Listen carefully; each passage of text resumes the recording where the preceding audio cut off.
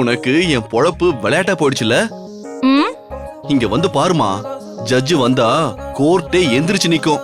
ஓ அவங்க நிக்கட்டுமேடா, எனக்கும் பசி தான் முக்கியம். கொஞ்சம் நீ மேல வந்துரு. போடலாம். அதே மாதிரி நீ வரும்போது அந்த நவீன் இருக்கான்ல, அவனையும் கூட்டிட்டு வந்துரு. ம். என்ன நவீனையுமா? ஆ? அம்மா மனசு யாருக்கு சார் வரும்?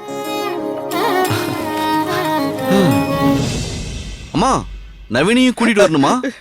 ஆமாண்டா. அம்மா, அவனை எதுக்கு கூட்டிட்டு வர டேய் சொல்ற? இத பாரு, அமாவாசை அன்னைக்கு ஒரு 7 பாழைக்கு சாப்பாடு போடணும், அப்பதான் புண்ணியம்னு சொல்லுவாங்க. அவனையும் கூட்டிட்டு வந்துரு. ஆமா.